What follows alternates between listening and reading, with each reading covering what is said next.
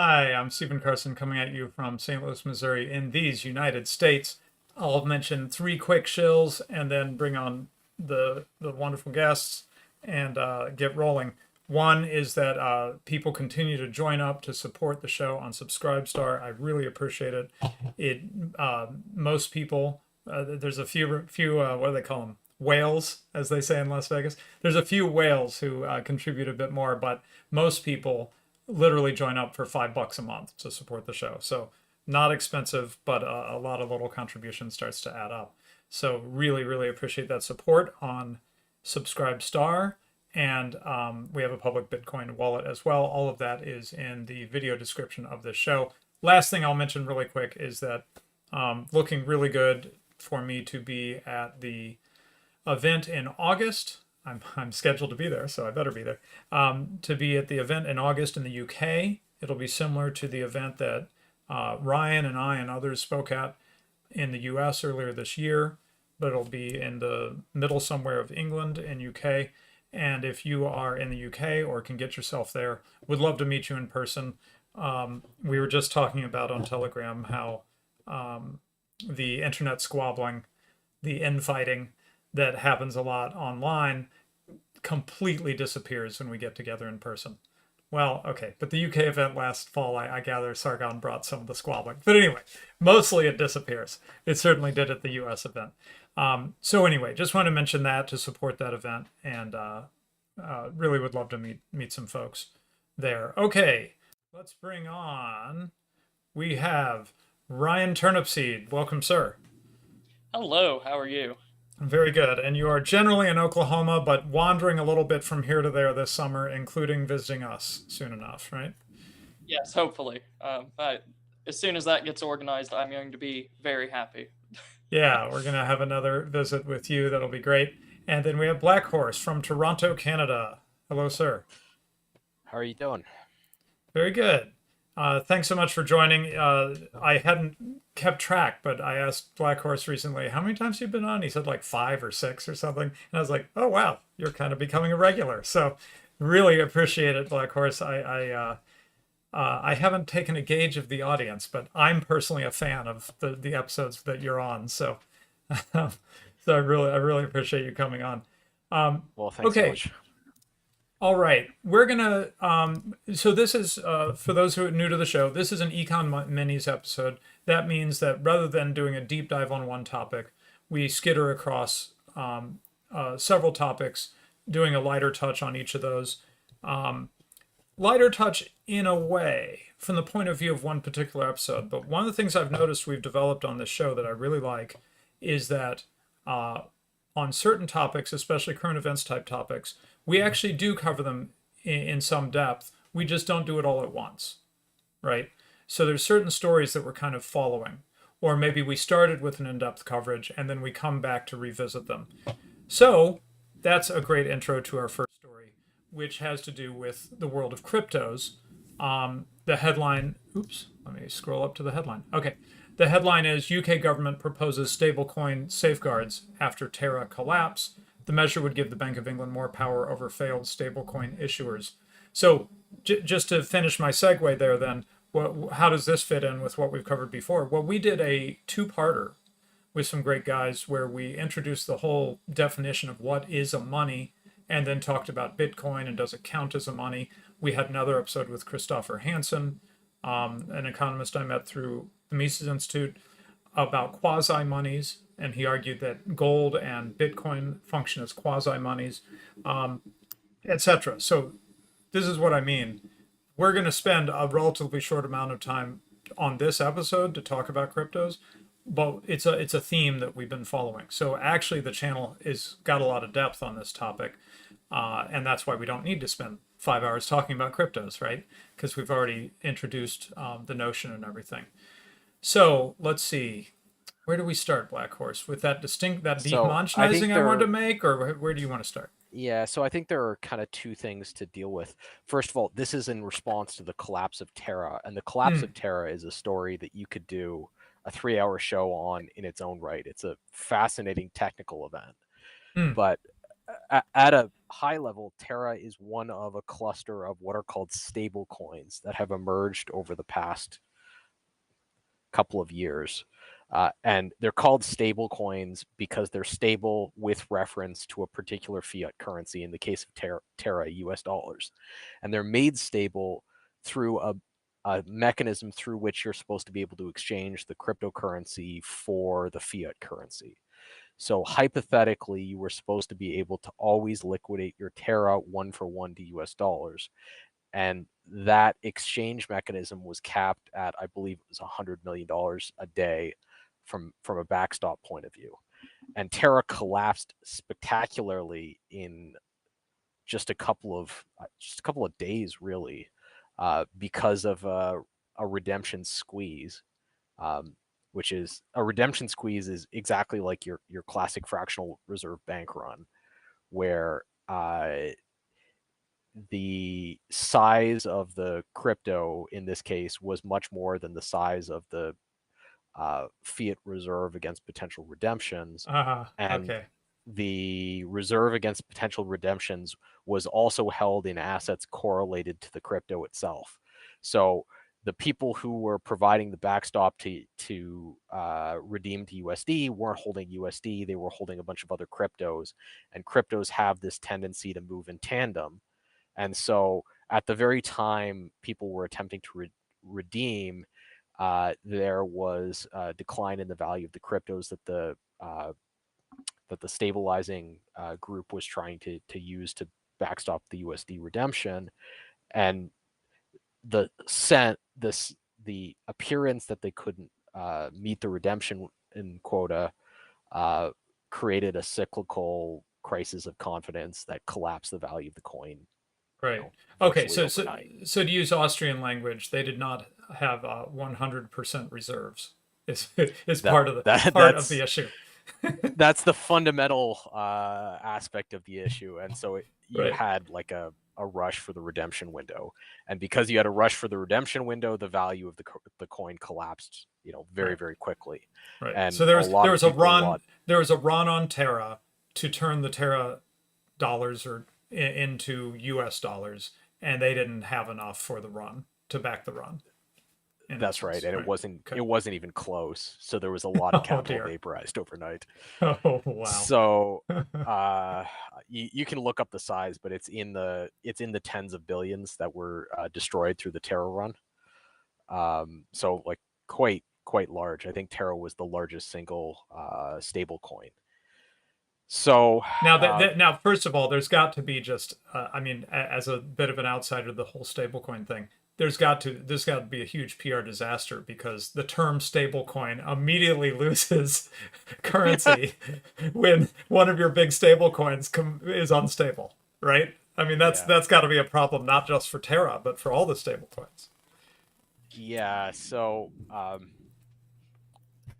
you're going to have a more credible redemption mechanism than Terra had if you're going to do this in the future, I think.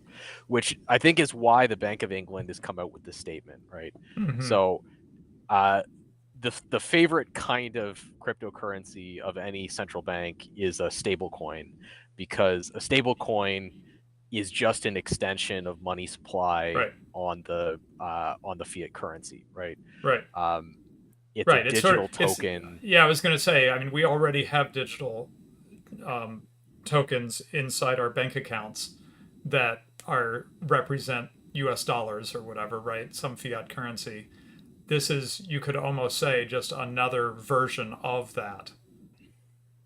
Yeah, the difference between a stable coin and a book entry in a bank balance sheet is, a question of how it's backed, not fundamentally what it is.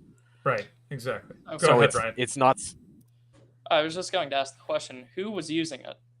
If there was this much money tied up into it, what were the industries? Was there just such a large amount of people that I hadn't heard about before now? Well, what was the kind of move to use stable coins? so the drive to use stablecoins is the tax treatment of cryptocurrencies in many jurisdictions.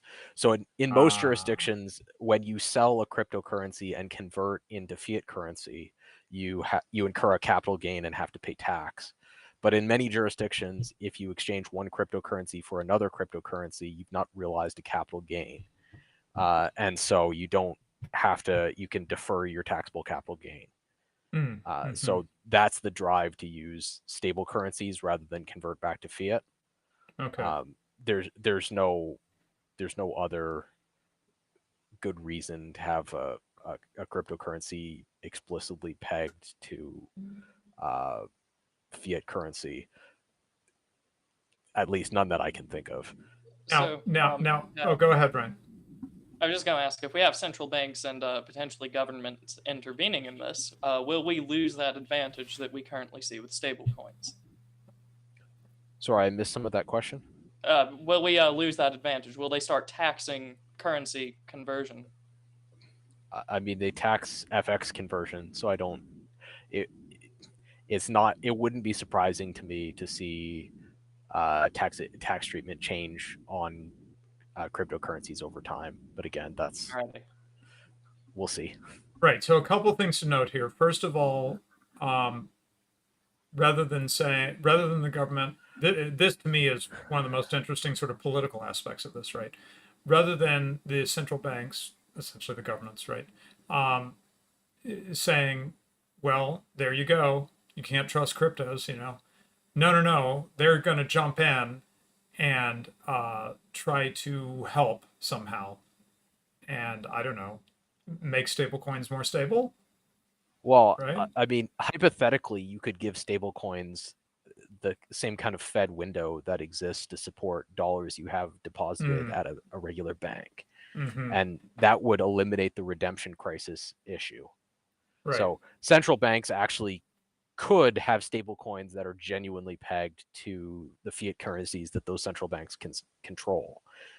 That would not be difficult for them. The question is, like, why?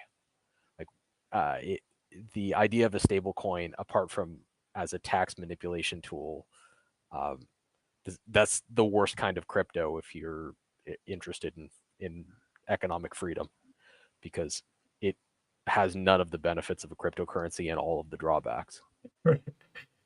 Right. Okay, so let me give a real contrarian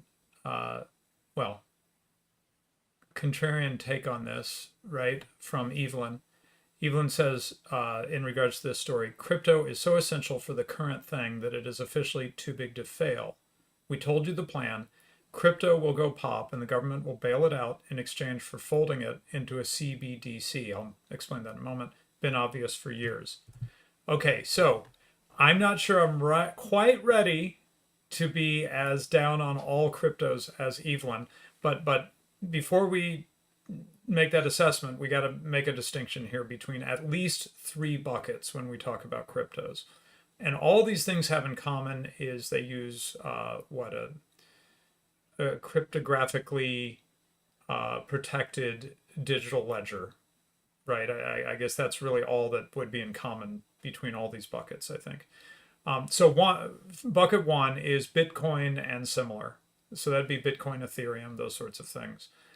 They're the ones that would claim to have the independence from the state that makes most of us who are, not so in bed with the state more interested in them.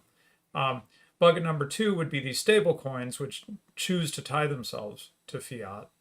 But it isn't like, as far as we know, it isn't officially at least a government program, right? Bucket three is just outright government programs, and that's the CBDCs, central bank digital currencies, right? And that's where the central banks themselves literally issue cryptocurrency. So I'm thinking that I'm inclined to agree with where Evelyn's coming from on buckets 2 and 3. stable coins, which tie themselves to the central bank currency, the fiat currencies, or ones that are just straight out of the central banks. I'm still open-minded about bucket number one. I'm not sure I'm ready to write that all off and say Bitcoin is just a scam. Well, To there's actually a couple of different questions, right? yeah. So question number one, is the cryptocurrency balloon too big to fail? So what would be the consequences if tomorrow morning Bitcoin and the correlated asset group went from whatever it is, $30,000 to $10? And Right. the answer to that is quite unclear.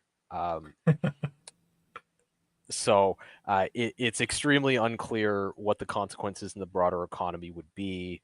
We know that if Bitcoin and correlated assets drop by like 40 or 50%, nothing in particular happens. We have no idea what happens if you get like a genuine mimetic run on one of the big independent cryptocurrencies. We now know that if you have a genuine run on a stable coin, what happens is a lot of people lose money and a bunch of central bankers write think pieces about how they should be in charge of it. Right. We never mentioned the timing, by the way. It said, I don't have the exact timing, but it said it was earlier in May. Yeah. That The other thing Terra that went happens down. is Right. the other thing that happens is the SEC comes out and tells you that you shouldn't trade crypto.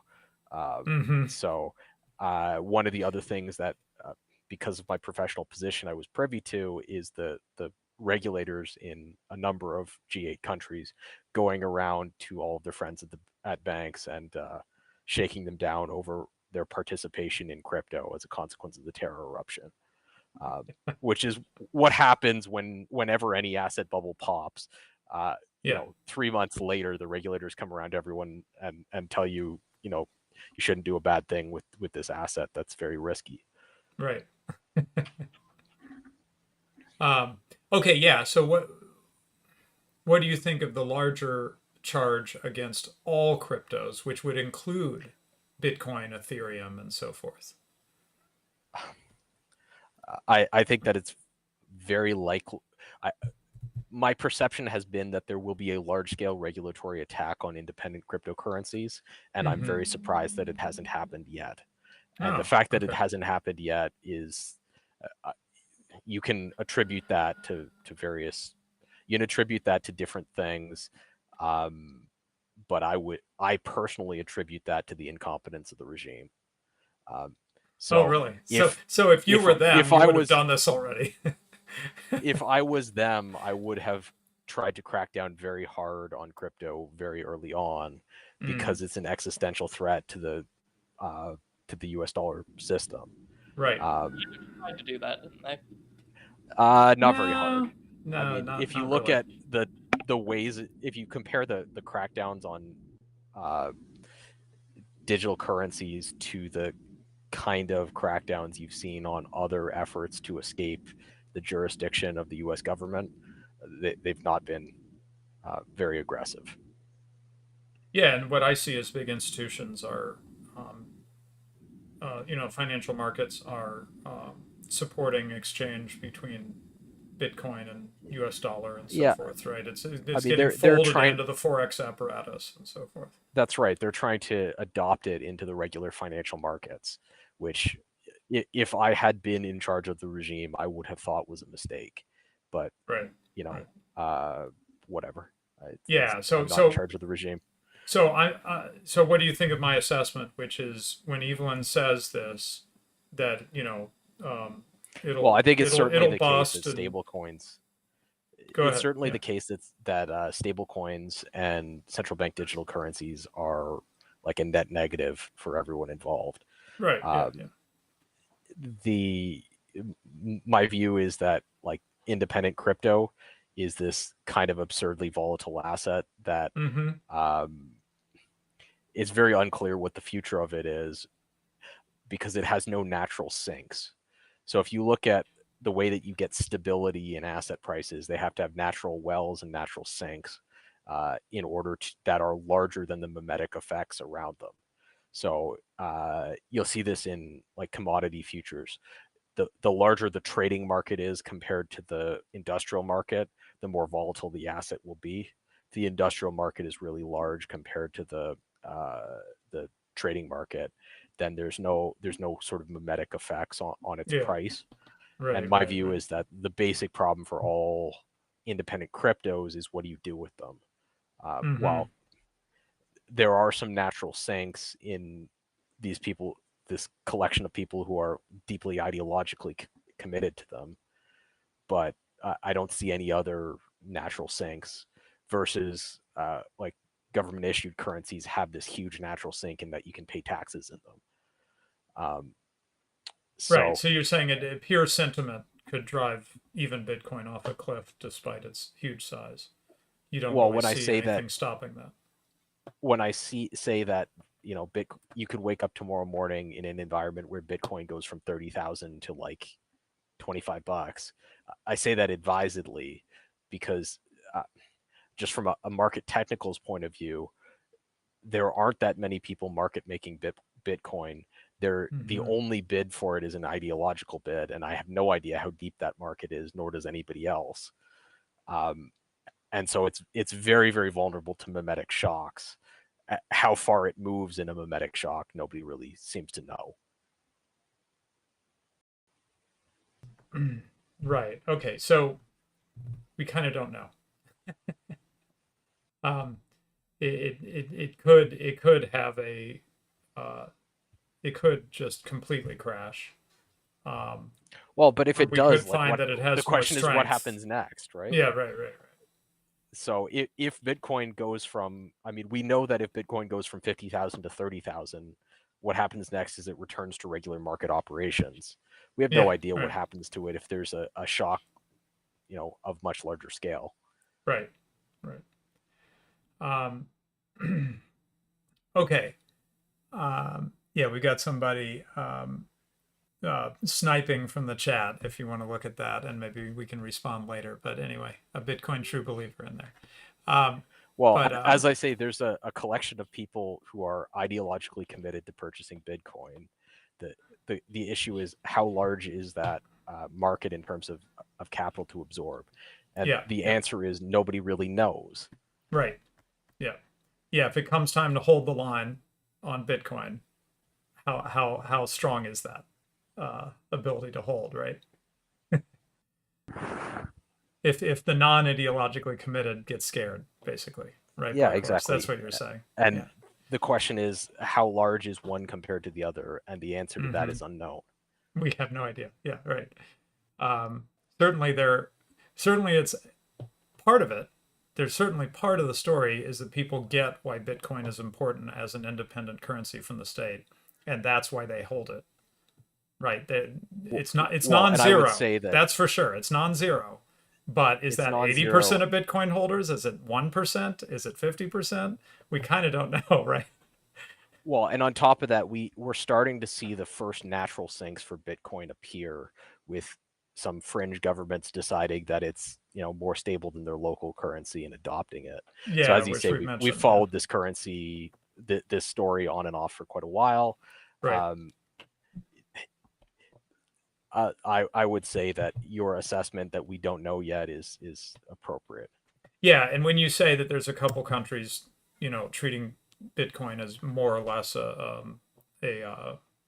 acceptable, I'm forgetting the term for it, a means of payment, right? A legal means of payment. The size of these economies is not enough to save Bitcoin. Not yet. We need like Russia, Brazil, and India to all be in that list, and then Yeah. we'd have some serious strength to Bitcoin, right? Okay. Anything else on that story? Otherwise, I'm going to move on. Okay, then let's turn from Bitcoin to another story we've been following with interest. And I just wanted to mention again that in addition to the show here, I also started a Substack, and Black Horse contributed an article where he just gave a quick update there. So our coverage of Elon Musk's takeover bid of Twitter is sort of split between videos and then an article. Anyway, let's look back on the do a quick update on this, and then segue to another story related to this. Uh, and that is that the Twitter investors sue Elon Musk over and the platform over takeover bid. When they say and the platform, they mean they're suing Twitter and him, right?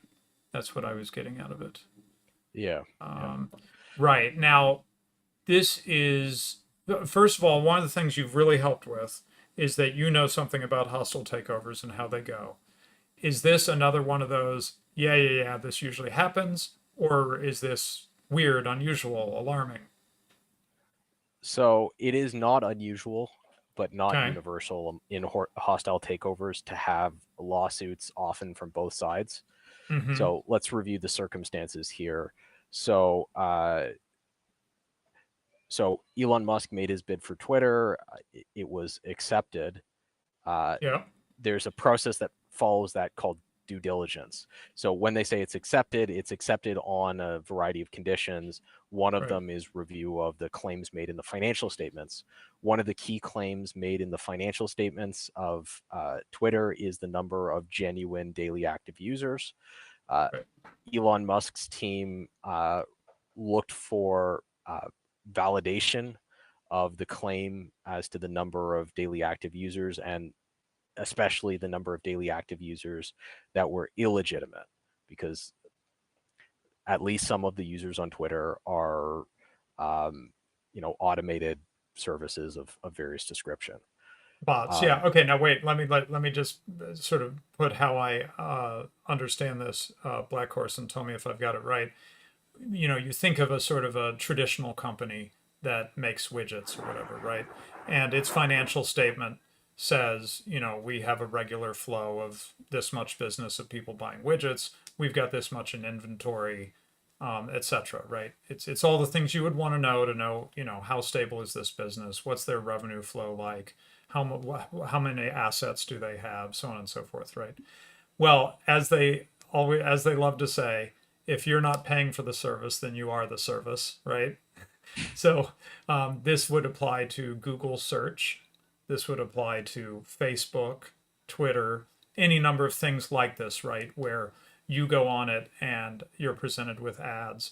And so an asset, an inventory item, I don't know how you want to think about it, that's absolutely critical in assessing these kinds of companies from a financial markets point of view is daily active users, right? Because that is their asset, is that they have millions of people coming all the time and looking at the site, and therefore advertisers know there's a lot of eyeballs to get in front of. And so that's And those why, daily active users are yeah, only valuable if they're genuinely daily active users and not advertising bots that scrape the site. right, which don't buy product from advertisers, yeah. Now, if the bots purchase product, it'd be a whole different story, right? But anyway, purchase bots. So that is why when Elon Musk started tweeting and saying, "Hey, I think you've got more bots than you say you do," this wasn't just a minor little another one of his blowing steam tweets. This is like people can be in legal trouble, kind of a tweet, right, Black Horse? Yes. So the representation as to the number of legitimate daily active users on Twitter is an element of their financial statements filed with the SEC. So Right, misreporting it is like a serious financial crime. right. Misreporting it intentionally or with gross negligence is an even more serious financial crime. Yeah, so could you Um, explain a little bit of what he is alleging? Because I don't know that he's alleging intentionality, but I think what he would allege would count as gross negligence, right? yeah, so he's alleging that the process by which they determined the percentage of bots involved a sample of, I think, like 100 users. Um, and it might have, I'm it's sorry, unclear. It might, people listening might be thinking 100K, 100 mil. No. I think 100, like yeah, 100, like 0, 1, it's 2, 3, unclear. 4, It's like 100 100. every day, but even if it's 100 Yeah, every day, that's still there's a lot of users on Twitter. Yeah, right. It would be hard for that to be a representative sample, no matter how awesome your algorithm for picking that 100 users is, right? So Elon Musk and his team, in their attempt to do due diligence, used Elon Musk's Twitter following of however many millions it is as a as their own sample, and they came up with a number arguing that like I think it was like 40% of Twitter users are bots, something like that. I forget what the number is he Right, published. and I'm but it sorry, was the claim of the company in their official statements was like 5% or something? less than 5%. Less than Less than 5. Yeah. 5%. Right, and they're saying, we think you've got something closer to half of the Twitter users are fake. Yeah. So this amounts to a serious dispute at a couple of levels. First of all, about the value of Twitter. Second, about the legitimacy of the financial statements, and third, about whether or not the Twitter board of directors should be, in serious legal trouble with the SEC for making false statements and making those false statements as a consequence of gross negligence. Right. So that kind of dispute is very, it really puts the hostile in hostile takeover. Uh-huh. So the Twitter investors now have a suit against both Musk and the Twitter board which you can imagine why, and we're gonna see whether this is so there's two elements here. This may be part of a negotiation over what the value of Twitter ultimately is, in which case you'll see at least some of the suits disappear when that dispute is resolved and the transaction is concluded. However, it's also a claim about the last several years worth of financial statements that a whole bunch of lawyers and accountants and members of the Twitter board signed off on. Yikes. And the SEC violations that are associated with that should not go away if a deal is completed, because there are still people who have been damaged by it. Right. So some people would took this as Elon Musk is trying to like get out of this or something like that, right? And maybe, or get out of the takeover or something, maybe. But he could just be, well, number one, just doing what you should do. I mean, due diligence is not like something you do to be polite. It's something you do so you don't overpay for something, right? Yeah. So this could be price negotiation. This could be there's a number of sort of possible end games here, but either this is a price negotiation tactic and you should expect the suit between Musk and Twitter to never come to anything, except that there are going to be a bunch of people having to explain themselves to the SEC here at some point, and we'll see how that goes. So that's one possible outcome, or this could completely fall apart. It has happened in due diligence in the past for things to fall apart.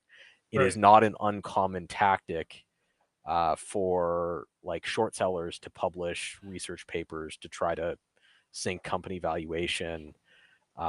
In this case, you could very easily have a situation where there's an ideologically motivated attack, and so the attempted purchase of Twitter is an opportunity to get standing in order to attack a bunch of people seen as bad actors.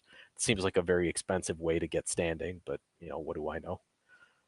Just to amuse everyone, I wanted to read briefly from the article. If I don't sneeze, excuse me. Okay. Just the world we're in. I mean, I know we already went through this with Trump, right? And people writing articles about a single tweet of Trump's, which always seemed surreal to me. But then listen to this. Okay, the lawsuit claimed Mr. Musk benefited financially by delaying the disclosure of his significant stake in Twitter and his plan to become a board member of the company. It also claimed that several tweets posted by Mr. Musk, who is a regular Twitter user with more than 95 million followers, were misleading. It included a post in which Mr. Musk said his takeover bid for the social media firm was on hold because of his doubts over the number of fake accounts on the platform, which we just discussed. The tweet on 13th May constituted an effort to manipulate the market for Twitter shares as he knew about the fake accounts, the lawsuit said. So, just to be clear, people are suing people over tweets, which I just find, I mean, I know from your point of view, Black Horse, like this probably doesn't even seem that odd because you know how financial markets work and communications from official company people are taken seriously. But just somehow that it's Elon Musk's tweets and he's getting sued over them, I find it very amusing. So, in terms of what happens next, I think everybody's waiting to see. The big question is, does Elon Musk still want Twitter? And can a price be arrived at that is agreeable? And Right. what is Twitter actually worth after all of this is done? Because Yeah. since Musk made his bid, not only has there been this set of research come to light suggesting that quite a high percentage of the published number of daily active Twitter users are in fact bots, but there's also there's also a very negative environment for social media, for tech companies and especially social media companies out there, as part of that's a general market trend. So if the deal falls apart, Twitter's probably worth a lot less than it was before Elon Musk started to bid on it. Right. So maybe the deal goes through and the instead of what is it, they say it at the top, 39 billion or 44 billion, sorry, USD. $44 billion, maybe he buys it for 30 or something, right? Or maybe he doesn't buy it and it's worth like 15 billion or less after all said and done because of what we've learned through the process, right? Okay, anyway, very interesting. So there's a comment in the chat I wanted to address. Oh, okay. Yeah. If he pulls out, he's got a $1 billion penalty. Both sides have a $1 billion penalty clause in the merger agreement. If he pulls out as a consequence of finding a material misstatement in the financial statements, he doesn't have to pay $1 billion. So yeah, it's on them, right? That's right.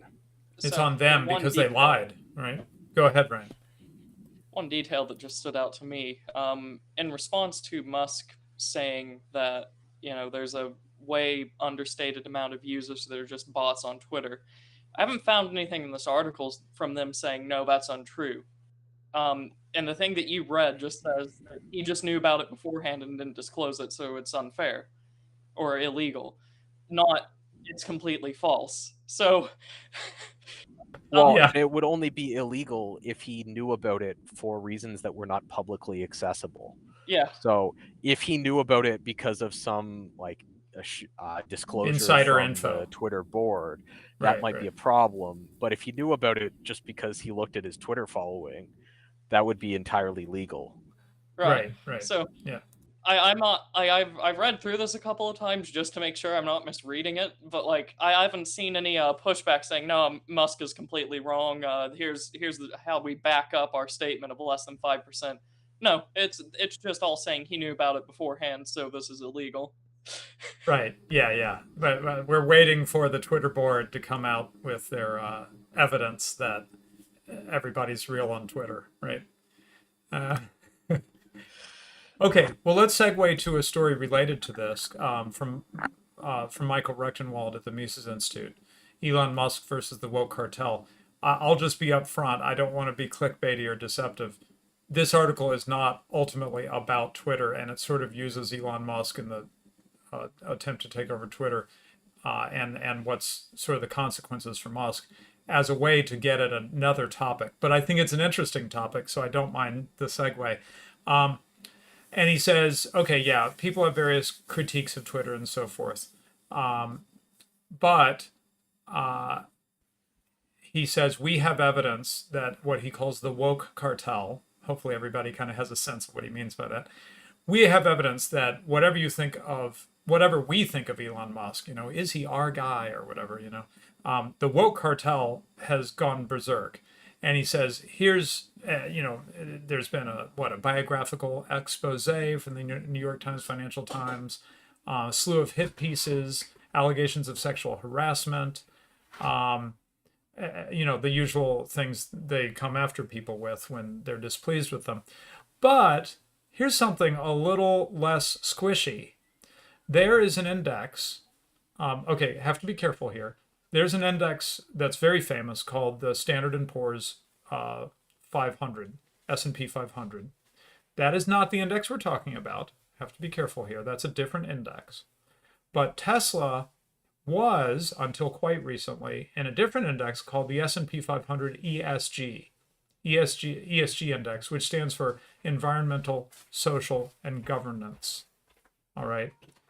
And that somehow magically, for no reason having to do with Twitter, they claim, his attempt to take over Twitter, somehow magically Tesla gets removed from this. Now, why does that seem a little bit odd?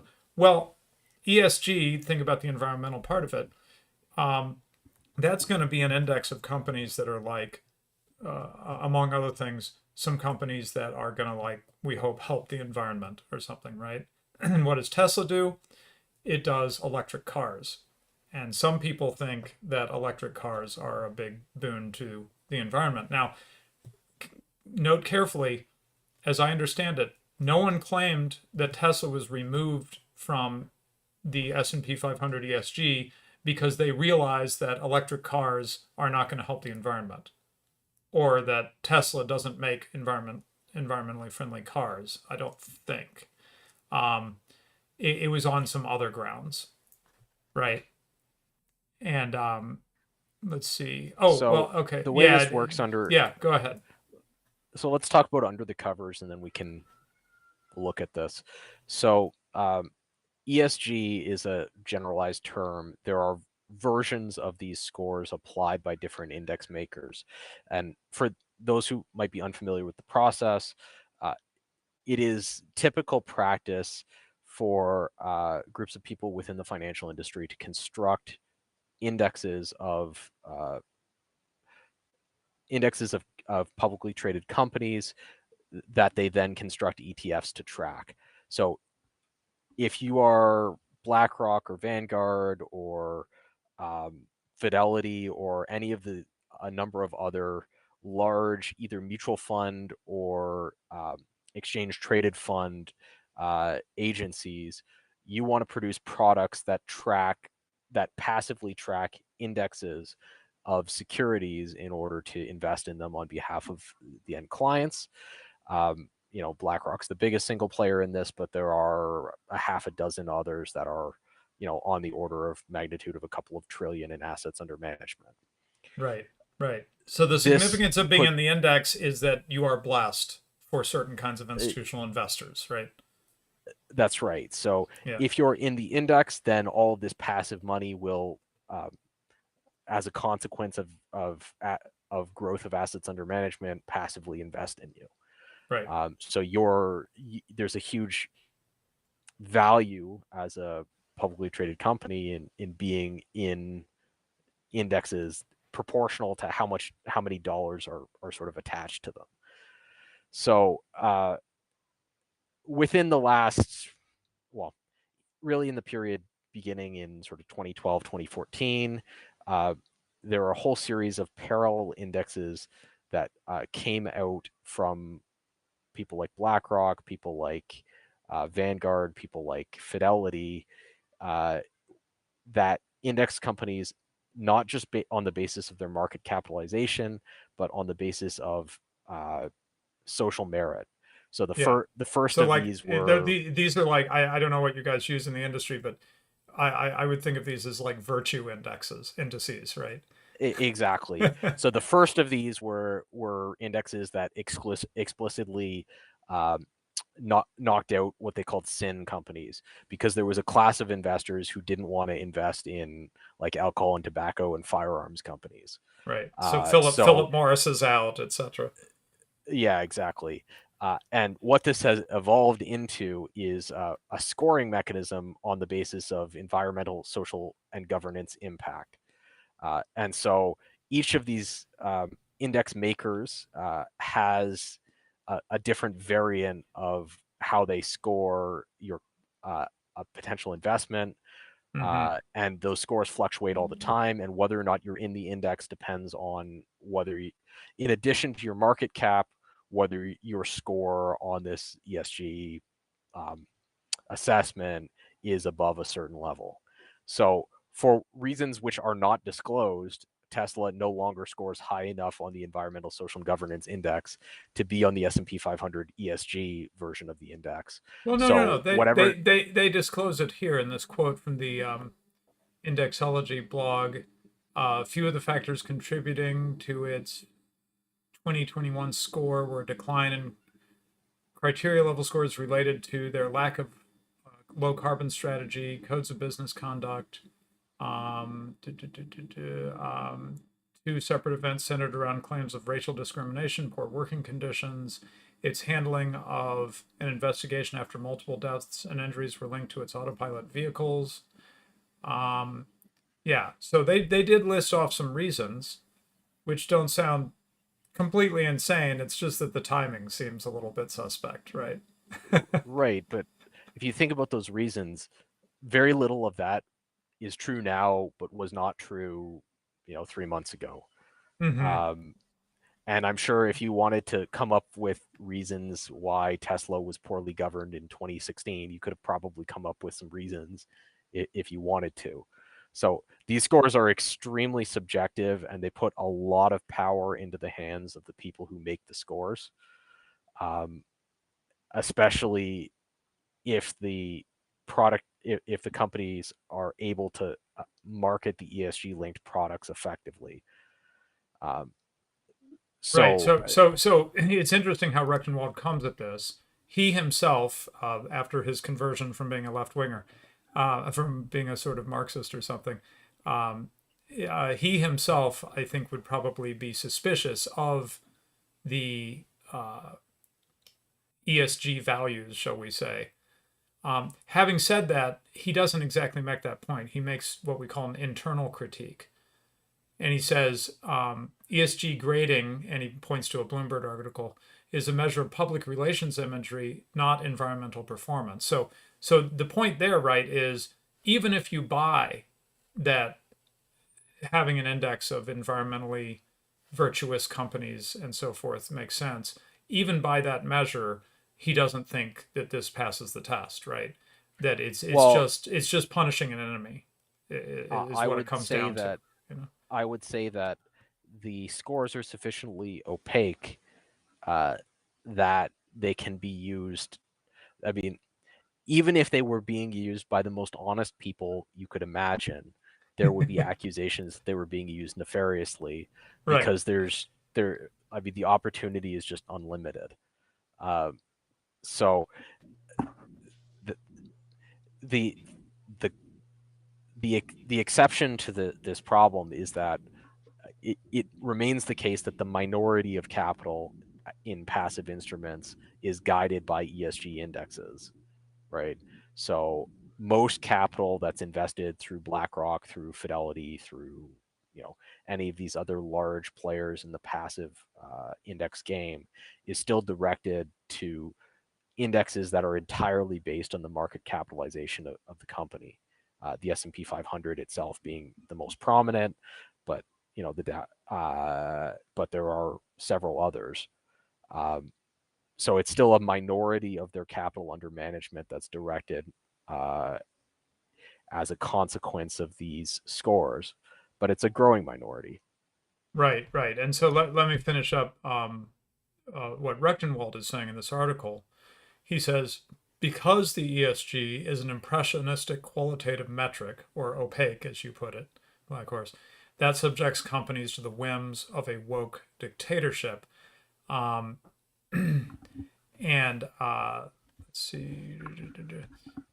Yeah, he says, in today's political economy, satisfying shareholders and customers has become less important than ingratiation with the woke cartel and the government that supports it.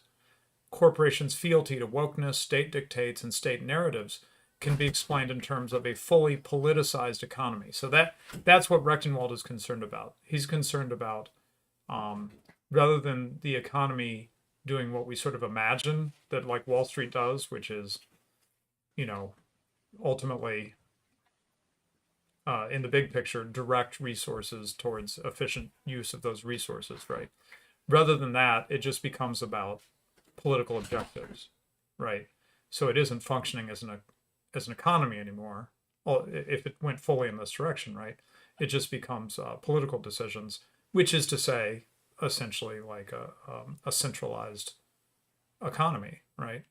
Um, and so he says, That's um, right. This would be the command level of the command economy, right? right, exactly.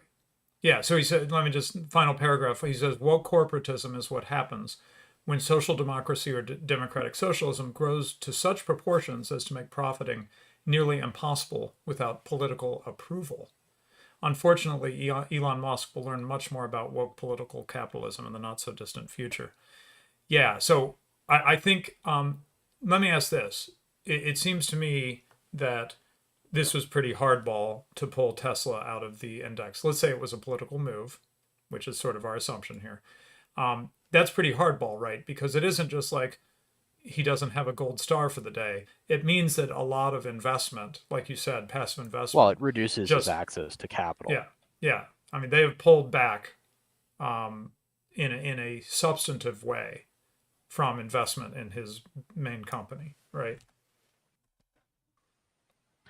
That's correct, yes. Yeah, yeah. So this is not. I wanted people to understand, that this is a real move here, a real hardball move to do this, which is interesting. Getting back to the Twitter story, they are willing to do a hardball move like this over the Twitter thing, which brings me back because some people are like, yeah, who cares about what's going on with Twitter? But then other people, like Tucker Carlson, of all people, said, no, actually, this is really significant. Twitter is, um, you know, whether for good or ill, it is an important player in like the political conversation, and there's a reason they're fighting tooth and nail over to try to prevent Elon Musk from taking it, and they're willing to play hardball in this way, and they may do more against him, right? Again, to try to stop the takeover until he, throws up his hands and says, "I this isn't worth it," right? And that's what they want, in my view. I mean, Black Horse, you tell me if you have a different perspective from sort of inside the financial markets, but my read on it, just sort of politically, is they want to frustrate him through these various means, pulling Tesla out of the ESG index and so forth. They want to frustrate him to the point that he says, this pain is not worth it, worth whatever I'm trying to do with Twitter, free speech, or whatever he thinks he's doing. It's not worth it, and I'm just going to back off and get out of this deal.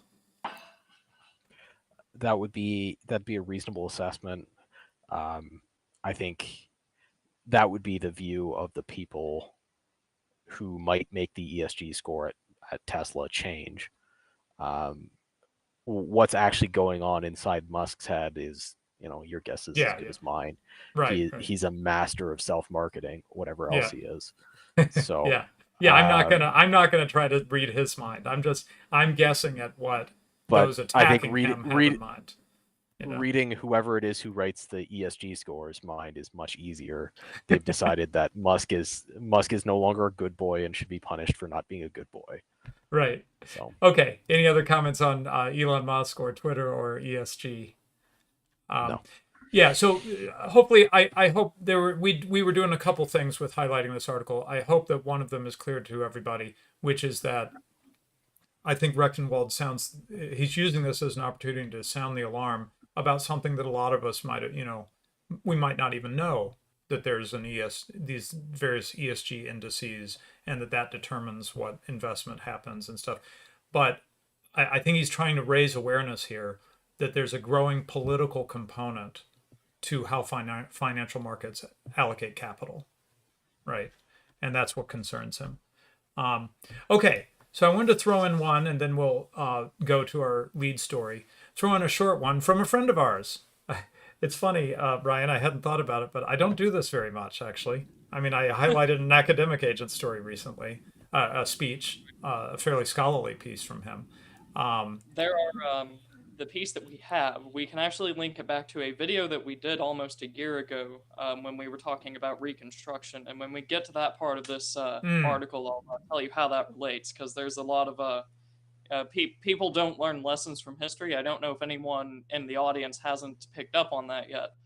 So you'll see a lot of things that look very similar happening over and over again. Obviously, you can't just copy and paste from 1800 to the modern day, but whenever a pattern just keeps happening, right. you would think at some point people would look and say, "Oh, this pattern's happening," but no, they don't. Right. Yeah. So what interested me about this, I guess part of my angle on these things is just to understand how the world works, right? Right. To understand the mechanism by which things happen, and so that's why I wanted to highlight Aron's article here, because he takes something that is sort of a commonplace in like right wing conservative circles. Hey, things just keep getting more and more left wing. Like no matter what we do, you get Trump, you get Reagan in office, you get Trump in office, you vote harder, you march on DC. No matter what happens, no matter how upset everybody gets about it, there's another phrase: Cthulhu always swims left, right? It just keeps going in a leftward direction. Um, well, what I like about this article is he takes that sort of commonplace observation, which can be delivered in a sort of like, what can you do? That's just the way things are. And he breaks it down into a mechanism and shows us why it works that way. And of course, one of the powers of showing the mechanism of how things actually work is then you have a better idea of what you can do about it, and alternatively, thinking of AA's new book, what things you can do that really make no difference, right? Right. That are just a waste of your time and energy, basically. Okay, so Aaron McIntyre, this is called One Way Government. It's at IM 1776. I don't even know what that means. Anyway, I assume 1776 has to do with Declaration of Independence. But anyway, um, and so he talks about the ratchet. We've talked about the notion of the ratchet before from Robert Higgs, the idea that in a crisis the state will grow, and that after the crisis is over, the Depression, World War II, whatever it is, after the crisis is over, the state does usually shrink back, but not to where it was. So that's the ratchet, right? It goes up, back a little bit, but now it's got a new sort of resting point. And then another crisis comes and it ratchets up again, shrinks back a little bit, but a new resting point, right? So Right. overall, a growth in state power, right? Well, that's sort of like what he's talking about here, but he's talking about a leftward ratcheting. Um, okay.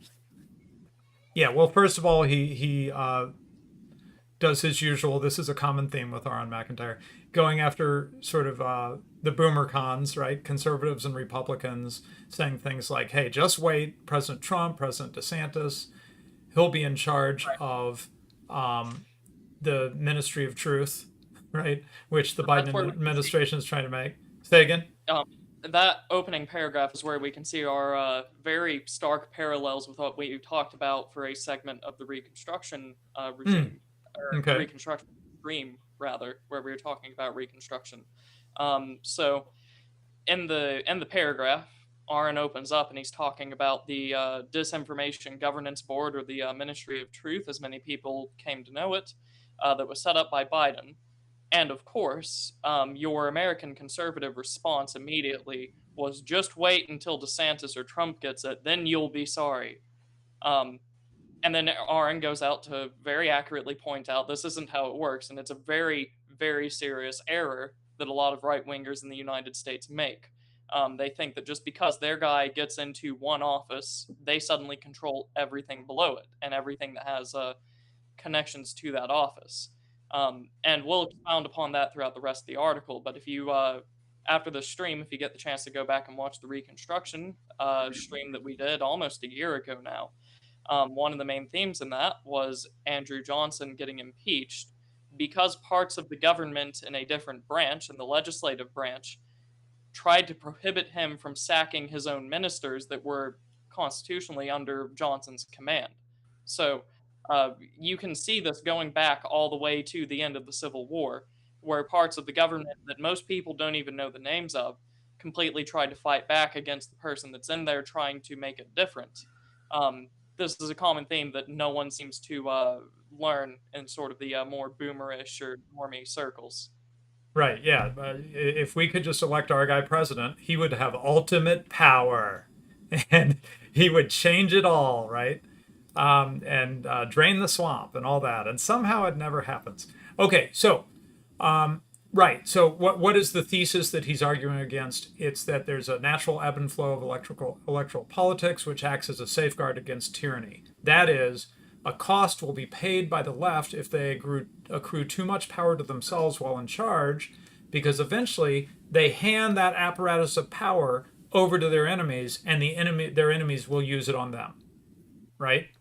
And then they'll learn, hey, you shouldn't let power grow because that's bad for you too, right? They're going to be punished. They'll realize their mistake, and they'll learn to not want power so much. Raise your hand if you think the left is afraid of accruing power. Okay. Anyway. Okay. So that's the thesis, and now he's going to knock it down. That is not how the government actually operates today. The majority of our government's day-to-day decisions are not made by this legislature or even the president. The elected office holder is not even the one regularly exercising discretion. These decisions are handled by the technocracy, which is safely tucked away in our government agencies. That is the permanent bureaucracy that has come to be known as the deep state, right? So immediately, he's going to make more points, but immediately you get point number one, right? You elect the guy president. Well, that doesn't mean that everybody else under him, down to the guy that you actually deal with when you walk into a government office or whatever, is instantly replaced by a like-minded person, right? We didn't get Trumpsters. We didn't get Trumpsters, taking over every bits and bobs of the CIA and the FBI and the SEC and on and on, all these agencies that actually run our lives, basically, right? That didn't happen. You just swapped out one guy at the top. Go ahead. Not only that, we got ourselves in a position where it was considered to be a potential constitutional crisis if Mr. Trump actually fired members of the executive branch, particularly Fauci, but there were a number of other protected members of the executive branch during his time there. Right. Which, constitutionally, shouldn't be a crisis. Well, in point of fact, that's his job, right? Right. So, going back to what I mentioned at the beginning of this, it's almost like we have seen this play out before, but like no one learns. Right. Okay. So, okay. What else? He has some other points I wanted to make sure to make here. So advanced liberal democracies like to maintain the myth of objective public policy.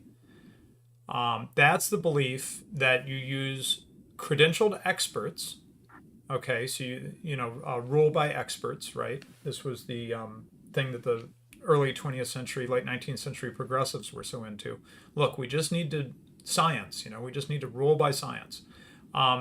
If we have credentialed experts involved in deciding these policies, we can arrive at an objective and value-neutral solution for government policy that is guarded against the ugly bias of purely political actors.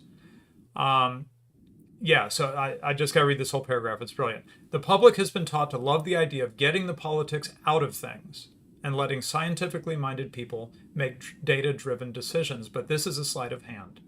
Whenever someone proposes to have decisions become less political, that is, to be made by the experts, what they are actually doing is handing more power over to the bureaucrats in the deep state, which just happen to be a political class holding similar views to the person who's saying, hey, let's make things less political, right? Please make things less political and hand them over to my friends who I graduated from university with, where we all imbibe similar views. The premise is that their position is not political. Right. And I mean, even when it's not, even when they fully acknowledge that their position is political, then they throw in the moral, well, this is the only moral position and it is political. That's what the early progressives did, that Stephen mentioned when he started reading out this paragraph.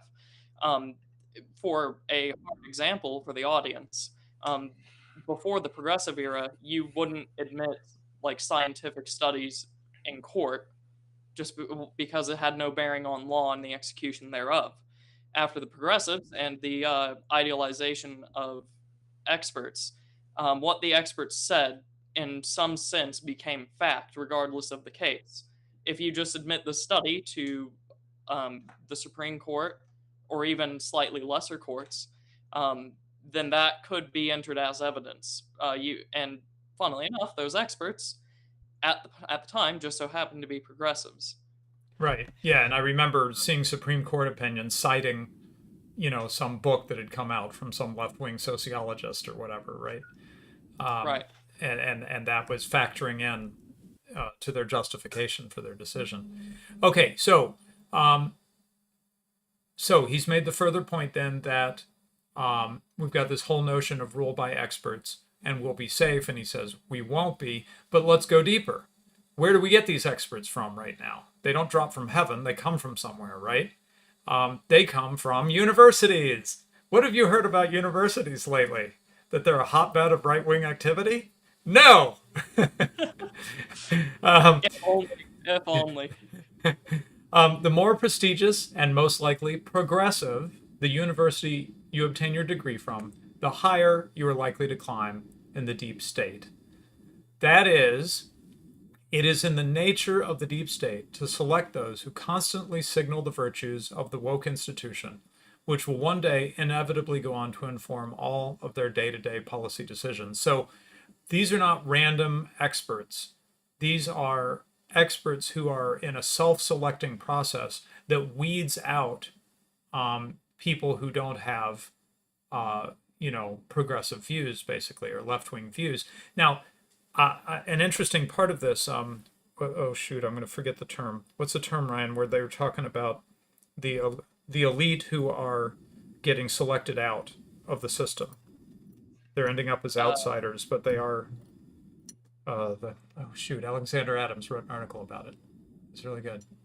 Anyway, so it was a phrase going around. I've already lost it, but I'm seeing this from the other side, which is that in our circles, Ryan, as you know, we actually have some pretty heavy hitters. I would count Black Horse among them, in fact. We have some pretty heavy hitters. That is, people who are, in some cases, credentialed, or they came through the institutions and then maybe left them or got kicked out of them or whatever. Right. So that is, we have people who we know who are being selected out of being part of this apparatus of experts. Because they don't want to be there anymore, they feel unwelcome, or sometimes they're literally just fired, right? And these Right. these are friends of ours, okay? So he's talking about those who are sort of making it through the system and becoming part of the deep state.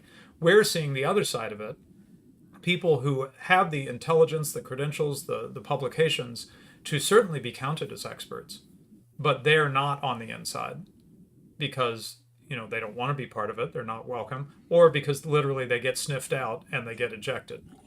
Okay, so Right. you can sort of support his point in two ways: by looking at who's still in it, and by looking at people who are not in the system and get kicked out of it.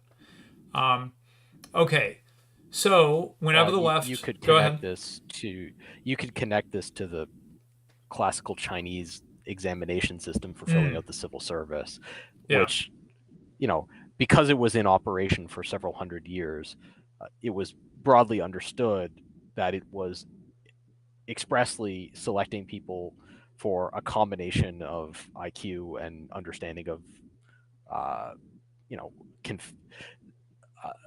the religious values that underpin the Chinese state Right. of the period, right? Right. They wanted you to be smart and be in agreement with the regime, right? And they had a way of weeding out for that. And our system does too, in short.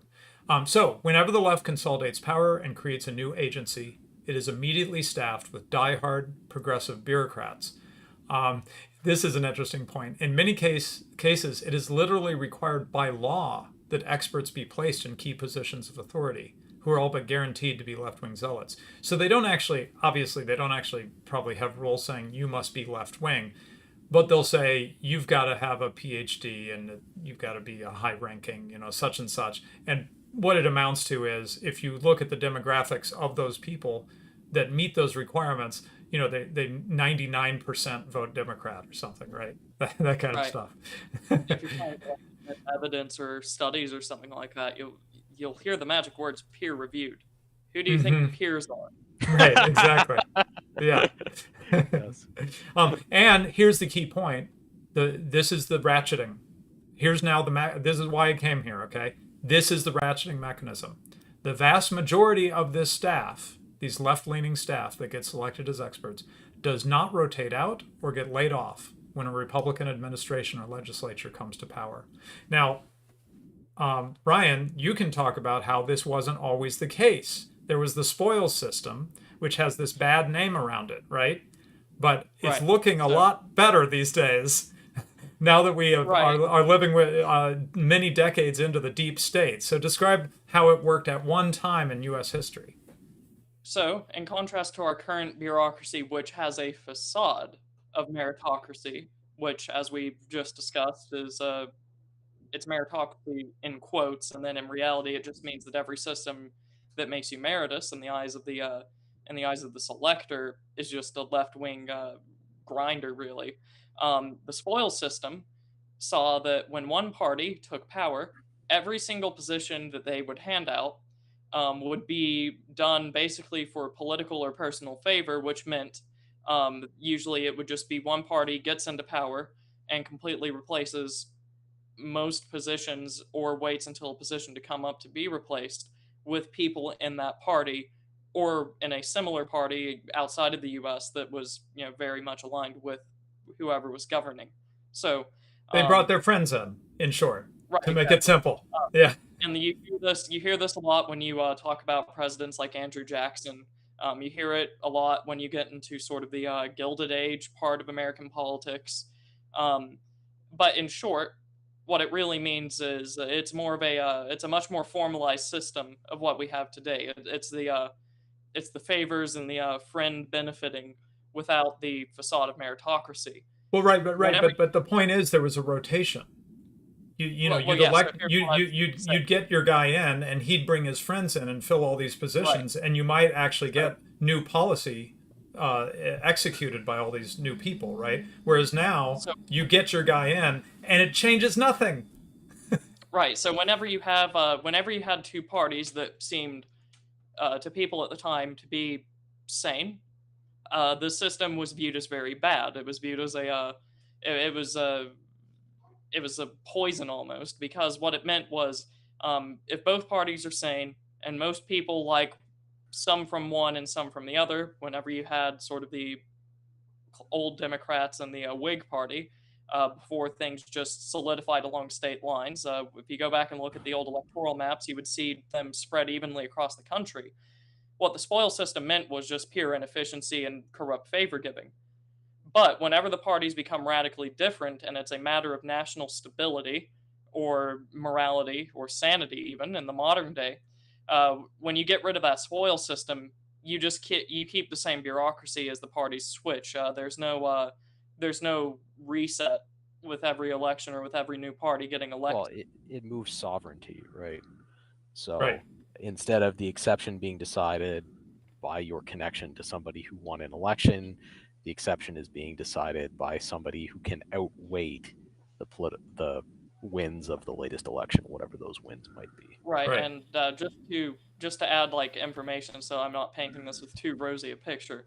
It wasn't always the president that got elected that decided who got that in reality decided who got these spots in government. Sometimes there would be more shadowy figures or congressional leaders. Right. Yeah. Man behind the you- curtain kind of stuff. Yeah. You can game this like you can with any other system. So it's not the Schmittian paradise that you might think, but it's much better than what we have now if your choices are between, at least in words, insanity and sanity. You're Right, not just okay. stuck with the reality that we have now, where it just goes in the one direction.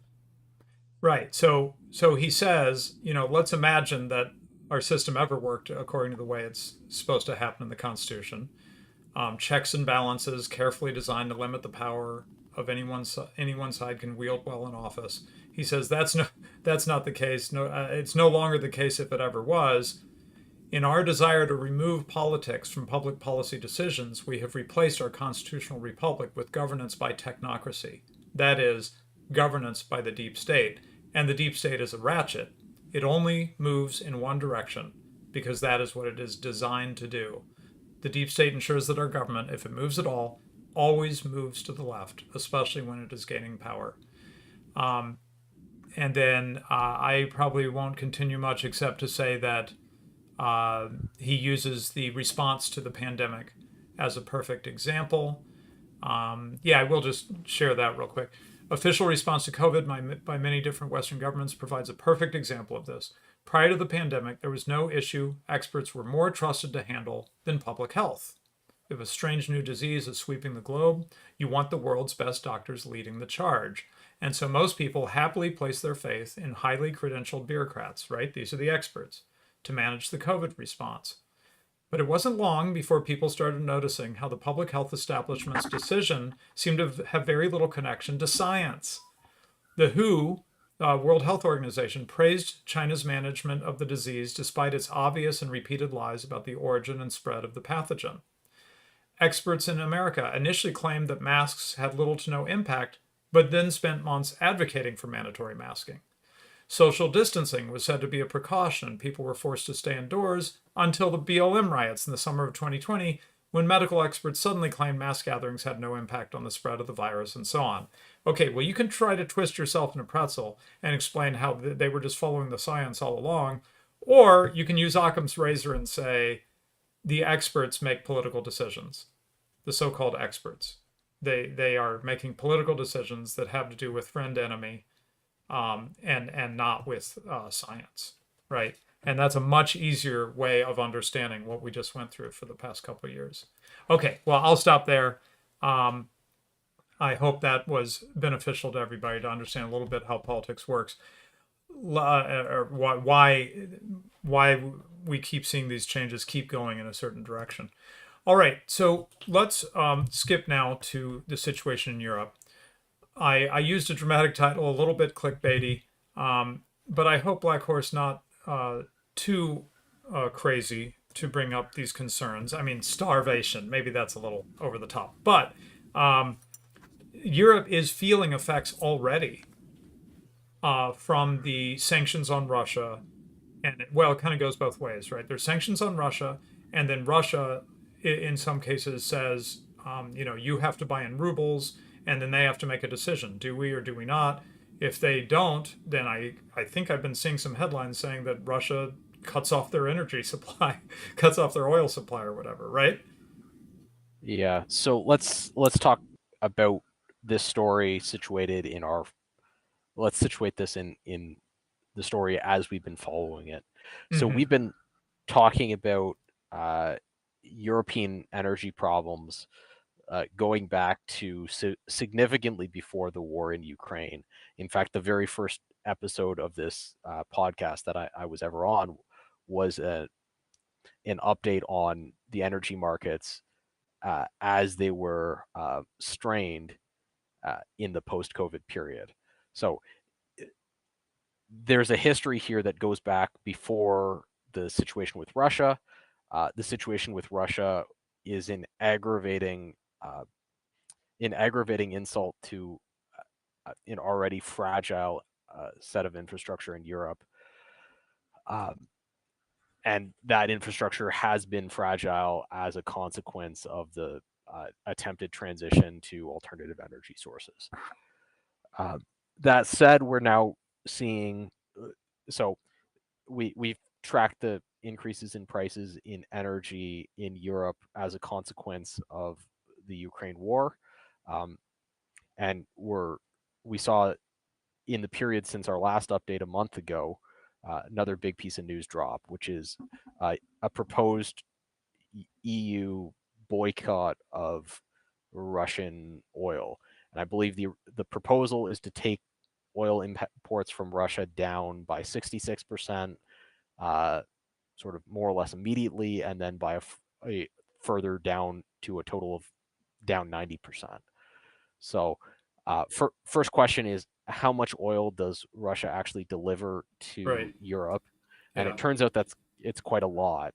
So we pulled some data from the IEA, which is like an oil and Okay. gas research facility. Right. So And go down to the table, right?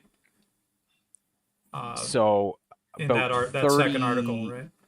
Yeah, yeah, so about a 39% they third, show. 39% of oil and gas, 34% of oil imports to Europe come from Russia, amounting to something like 4.5 million barrels a day of oil. So that's a lot of oil that's going to have to be made up elsewhere. At the very least, we should see disruptions to the industrial life of Europe as a consequence of the reorganization of supply chains to deal with accepting oil from Right. somewhere else. Yeah. Now Because at the very least, we already discussed the fungibility, because they stopped buying oil from Russia directly doesn't mean that the Russian oil supply is like gone from the market, right? It just means that like China buys it and then somebody else buys something else and that ends up in Europe instead, or maybe Russian oil itself ends up in Europe. You can't really tell, but there is an impact, right, Black Horse? yeah. So right now there's a $20 discount for oil locked in Russia compared to oil on the international markets. And that $20 discount reflects the cost and difficulty of getting that oil from Russia to wherever it is it's ultimately going to be used. For reference, oil landlocked in the middle of North America has about a $2 discount to reflect the fact that there's insufficient pipelines to take it to sea, so it has to be shipped by rail instead. Mm-hmm. So there's a significant barrier to getting oil out of Russia, and that's reflected in a discounted price. That if oil imports directly from Russia along existing pipelines are further reduced up to 90%, we should expect to see that discount on Russian oil locked inside Russia to increase, and we should expect to see global prices increase. And the difference between the two will be the economic damage inflicted by the boycott. Um, Hard to predict exactly how much the difference between the two will be, but it's quite easy to predict that the effect of having to reorganize oil supply chains from pointed towards Russia to pointed towards imports via sea in Europe is going to be very damaging to all of the industries that depend on oil imports in uh, in Europe. Right now, Um, wanted to focus on the impact on Europe, but just as a quick side note, as you pointed out, this doesn't just affect Europe. This would be have an international impact on the market, and so we'll feel it too, right? yes, so you should expect to see an increase in oil prices globally, and you should expect to see a lot of local variation in oil prices. So, like the consequence of the Biden administration killing the Keystone pipeline is this ongoing $2 difference between the price of oil landlocked in the middle of North America and the price of oil at the coast. Well, we're already at a $20 displacement for Russian oil. Uh, I don't know exactly how far that displacement will go, but it will go farther than that, I would assume. And all of us are going to collectively pay for that to one degree or another. Okay, But you're going but to have, you would expect Europe to pay um, more. It's not just going to wash out and just everybody pays a little bit more. Europe's going to be hit hardest by this, right? well, Europe, in addition to having an increase in global prices, is going to have all sorts of infrastructure problems because Mm-hmm. all of their infrastructure is geared towards importing 5 million barrels a day of oil from Russia via existing pipelines.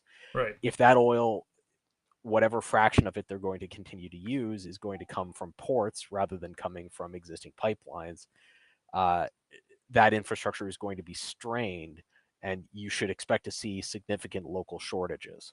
Right, and Um, we talked about this on a recent show. I'm forgetting which, but um, this whole issue of like ports and stuff, they're making this change in a way that, from the point of view of the infrastructure changes that would be needed to really support it without pain, is very fast, right? Because to spin up new ports and or to increase the capacity of ports, for example, is not something that happens in 2 months, right? It's something that happens in years if you're lucky. And as we discussed on a recent show, there's a lot of cases where they can't even get anyone to let them build a port because of, not in my backyard type of facts and things like that. So don't picture that, well, Europe will just get it by sea instead of by land, and we'll just open, have a few more ships arriving or whatever. No. I mean, it's going to take a significant amount of time to adjust. It won't be happening this year that they would adjust to that, right? Yeah, sir. And so what you'll see is you'll see shortages. You'll see this typical cycle that governments go through, where you have shortages, price increases, price controls, outright shortages, and gas lines. We So By the way, I'm old enough that I was there in the 70s, and I remember the lines at the gas stations and stuff. So I've been through this in my life. I'm not really wanting to do it again. But anyway, go ahead. yeah, and this will obviously be worse regionally, because whatever regions happen to have, infrastructure that is less well oriented towards importing oil and gas products via sea are going to be more exposed to these price shocks. Right. So I'm not an expert in local European infrastructure, but somewhere in Europe there's a place that really doesn't have convenient pipelines pointed towards European ports, and where it's hard to truck oil and gas to, that currently has pipelines pointed eastward, that is going to be very screwed. Right. So, whichever landlocked European country you think is, you can think of as worst affected, that's where this is going to be felt the worst. Equally, we talk about oil and gas, but there's two pieces here. We have the oil embargo that Europe is imposing on Russia, and we have Russia continually threatening to cut off gas supplies to Europe. Right. Gas supplies are, in addition to their effect on winter heating, are integral in European generation of electricity. And so we've already seen brownout factories all over Europe as a consequence of natural gas prices during the various price shocks that have occurred over the last year and a half. It would be reasonable to expect the same effect to occur again. Right. And so, And I wanted to make sure we highlighted that. We already discussed the fact that there's, in some cases, factories that just shut down, right? Because it was no longer economic. So bear in mind that energy is, sort of a small input to like our homes, right? I mean, it's not insignificant, but energy price goes up a bit, and we don't like shut down our home or leave our house, right? Because it's not that big of a component. But there's industries where energy or petroleum products directly are a major input to the cost aspect of the business. And so that goes up, and now your bottom line is negative, and you just shut it down, right, Black Horse? I mean, there's just no point to yeah, keep doing it. so a good example of this was a major collection of aluminum refineries in the Netherlands were shut down as a consequence of electricity prices. Electricity is, depending on the process for aluminum refining, to refine aluminum, bauxite into aluminum, requires enormously high temperatures. So whatever your source of energy, it's typically the largest input cost, along with the capital of setting up the facility.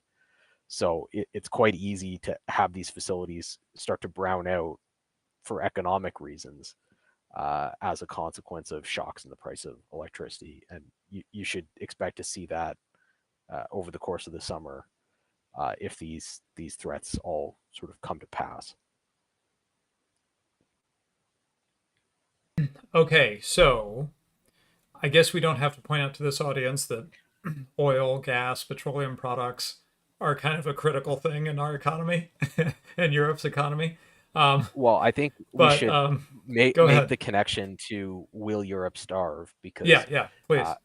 earlier in the chat, there was somebody highlighting the fact that there's tremendous capacity for domestic agriculture all over Europe, and that if there are shocks to the European food market, presumably there will be economic incentive to utilize all this great farmland that's probably not very well utilized right now, and that's all fine and great. The problem in Europe is uh, quite a different one.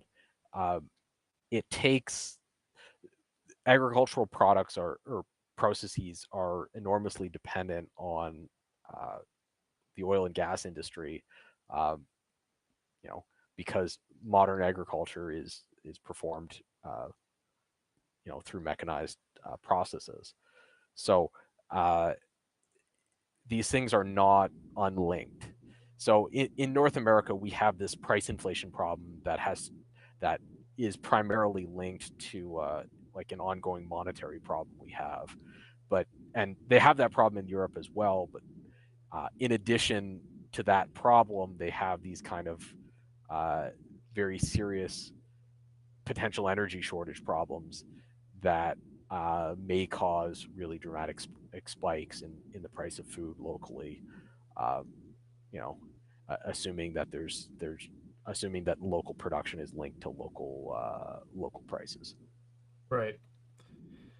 Right. So, I mean, it's a little clickbaity in the sense that we can't tell you whether Europe will starve right this moment. um, we can There's tell al- you. What'd you say? I was going to say there's also the issue of governments shooting themselves in the foot by still pursuing green energy over, much cheaper and affordable, not green energy. Yeah, right. That We've seen this pattern of, hey, don't let any good crisis go to waste. This is an right, opportunity to have a new normal, a great reset or whatever, and go in the direction we want to go anyway. Hey, Russia isn't sending us those horrible polluting fossil fuels. So, we are going to just go even harder into a green energy direction. And right. there's So problems with that approach. I mean, opinions about environmentalism and all this stuff aside, the green scam aside, I think just practically speaking, we've seen some problems with green energy, right?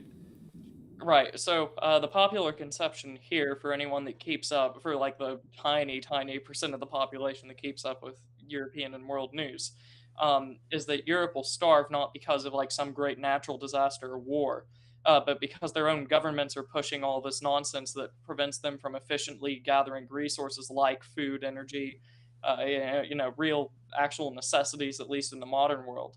Um, and the thing that always gets pointed to is the German government shutting down electricity plants in favor of wind turbines. So that's what the popular conception is always talking about over here. It's not, will this economically work out? What will the effects of the war be? It's, will their own governments allow their people to survive? Right. Because what we haven't seen much of, and either of you guys correct me if I'm wrong, what we haven't seen much of through the crisis the last couple of years, for example, is hey, people are having a hard time, so we're going to loosen up on some of our like political objectives, right? We're going to back off and shrink government spending or not push so hard into green energy. Like I said about, don't let a crisis go to waste. The pattern I'm noticing is when things get hard for us, they go harder. Right. They're like, we're going to give it to you even harder than we were before in the midst of the crisis. We're going to use this as an opportunity. I mean, Black Horse, do you see anything different? That's the pattern I'm noticing. Uh, yeah, that would certainly be what we've seen, intensifying over the past couple of years. So Yeah.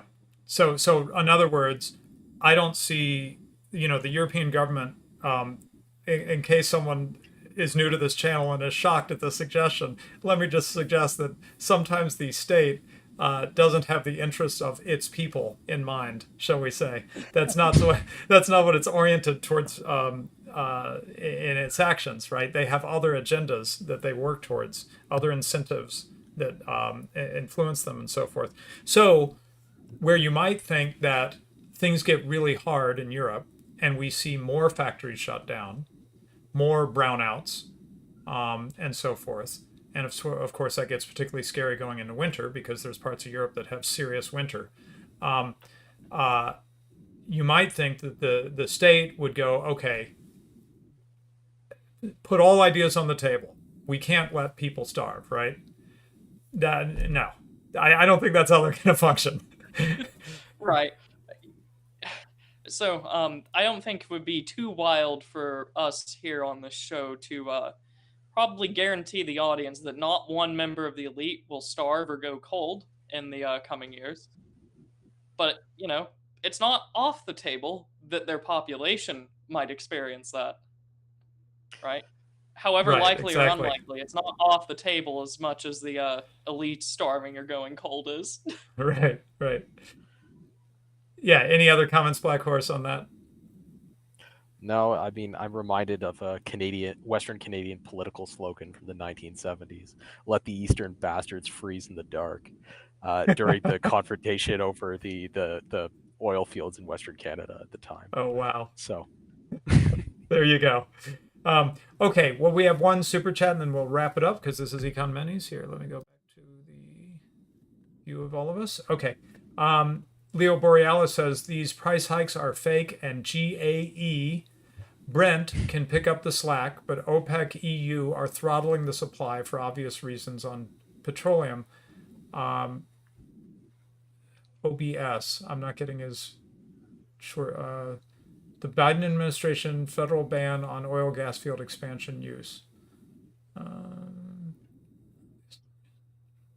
sorry, I got a little bit lost in that. So Brent can pick up this. What is Brent? so Brent is oil at sea.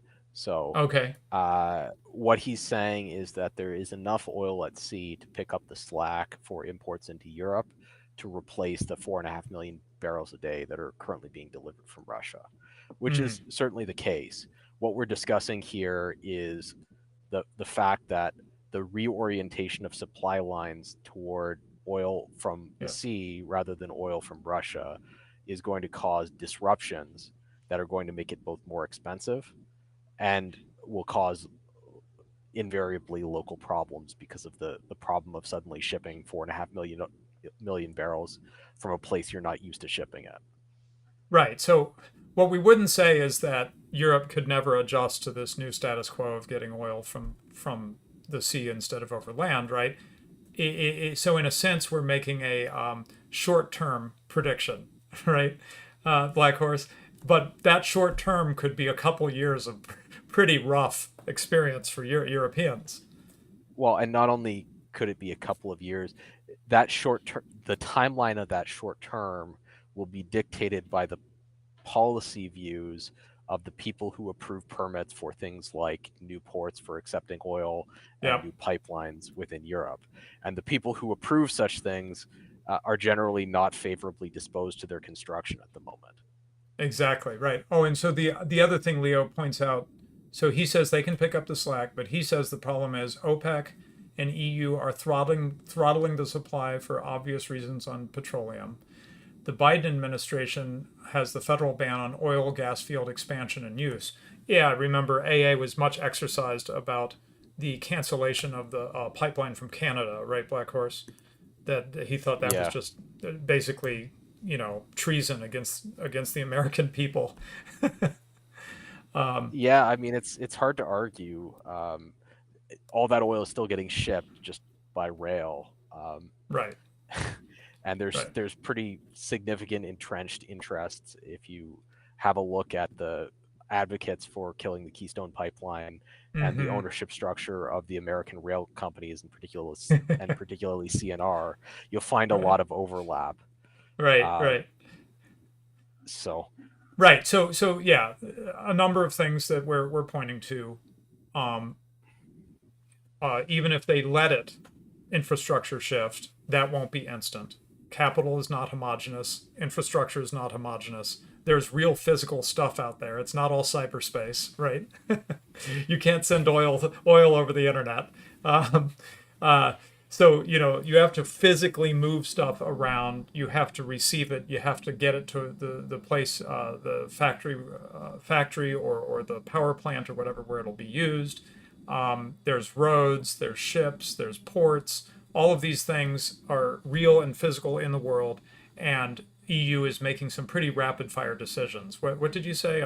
Cutting out half or 60% almost immediately, and then 66% immediately, up to with a goal of 90% at some unspecified date. oh, okay, they didn't say when. Okay, okay, but these are big changes in the amount of oil coming over land, oil and gas coming over land in a very short amount of time, and the infrastructure will not have time to adjust. It Yeah. just won't. Well, and you should go and watch the clip of the EU. I think, what's her position? She's the president of the European Commission, I think, talking about this. Is it It's von der just Leyen? Oh yeah, yes, right. It's just this display of what did Nick Land call it? Bio-Leninism or whatever. Like, it has to be seen to be believed. Yeah, I mean, she made some point that what was it that well, we don't want to cut down our use too quickly because then Russia can sell it on the international markets or something. Yeah, she Anyway. didn't want the price to go up on the international markets too fast to finance Russia's war machine. Yeah, that's it. So Yeah, an economics genius in our midst. Okay, and then why am I not seeing it? There we go. I saw another one come through. Sam153 says, "Cheers to the gentlemen of Econ Minis." I would say it's generous, but I have no idea how much Canadian dollars are worth. So I think he's donated consistently that we can say he is very generous. that is true. That is true. I was just teasing about the Canadian currency. Okay, thanks, Sam153. As usual, a regular supporter of the show. At Subscribestar. I think I'm free to say that. So, all right. Well, thanks very much once again, Ryan Black Horse. You've become a regular on Econ Minis. I don't think I would love to say that I've signed up what is it, the sports contracts, right? I've signed up a seasonal contract that Black Horse will be on Econ Minis every other week with us. I have not done that. I'm not sure if he's up for that, but he's been coming on quite regularly, and it's such an asset to what we do on Econ Minis, where we're wanting to kind of take a current events view of what's going on in the world economically and financial markets and so forth. So just such a benefit. And thank you so much for coming. And I think that will wrap it up for today. I don't know what we'll do next, but summer fun coming. And hopefully we'll see some of you in the UK in late August. All right. Thanks, everybody. Talk to you later.